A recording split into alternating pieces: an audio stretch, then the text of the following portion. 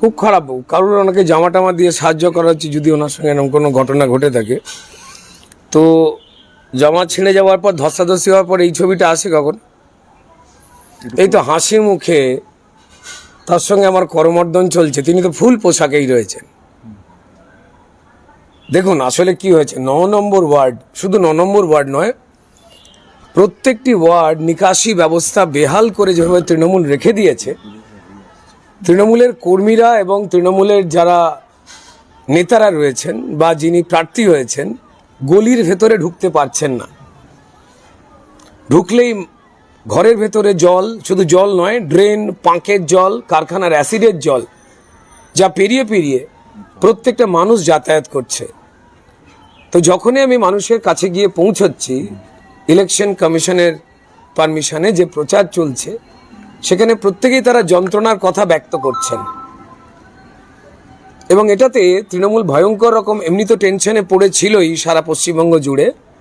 হাওড়াতে তাদের পরিকল্পিত যে পুরো দুর্নীতি, তাতে যে ড্রেন, রাস্তা, পাঁক, জল, ভ্যাট, নিকাশি ব্যবস্থা নেই, রোগ জীবাণু ছড়াচ্ছে, ড্রেনে মশা মাছি, তা ক্রমাগত আমি যেখানেই যাই সেগুলো লাইভ করি বা আপনাদের মিডিয়ার বন্ধুরা যান, সেগুলো প্রকাশ্যে বেরিয়ে পড়ছে।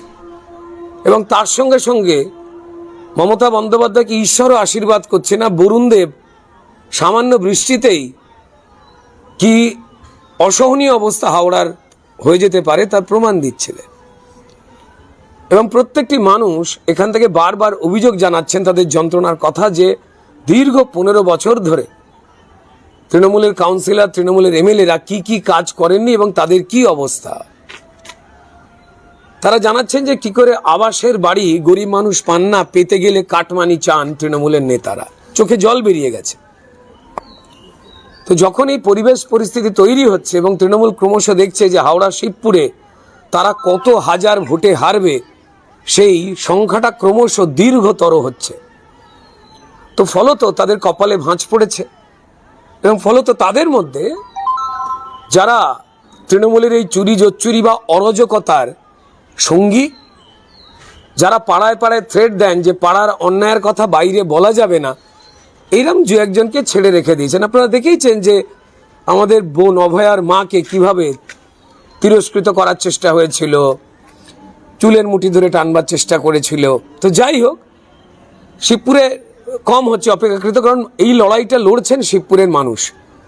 তাই তৃণমূলের দু একজন মানুষ আমরা যখন পারমিশন নিয়ে সুষ্ঠুভাবে বিভিন্ন জায়গায় মানুষ ওয়েলকাম করছেন, তাদের যন্ত্রণার কথা শোনাচ্ছেন, এটা সহ্য করতে না পেরে এক আমার ভাই তৃণমূলের, তিনি একা একা জয় বাংলা জয় বাংলা করে চিৎকার করছিলেন। করতেই পারেন। তা আমি বললাম যে ভাই, হেসে হেসেই, যে পারমিশন তো আমাদের আছে, আপনি এসব করছেন কেন? এ তো শোনাও যাচ্ছে না। সবাই মিলে তো একসঙ্গে লড়াই করতে হবে, আপনি আপনার দলের, আমি আমার দলের। তো তিনি উত্তেজিত হয়ে থামছিলেনই না। হতে পারে শরীর খারাপ, এরম হয়, কিনে ডাব না খেলে, এই গরমে একটু দই না খেলে, যখন জানতে পারেন যে মানুষ যন্ত্রণার কথা বলে দিচ্ছে, ভিডিও ক্যামেরার মারফতে হাওড়ার প্রত্যেকটা গলির পরিচয় কি দুর্বিষহ করে রেখে দিচ্ছে তৃণমূল বেরিয়ে গেছে, তখন এই ধরনের মানুষ কিছু কথাবার্তা বলেন। তবু যাই হোক না কেন, তবে অত্যন্ত হাসি মুখে তিনি সমাপ্ত করেছেন পুরো বিষয়টা। কারণ আমাদের পরিষ্কার সেখানে 30-40 জন ছেলে মেয়ে সমর্থক এবং এলাকার মানুষও আমাদের সঙ্গে হাঁটছিলেন।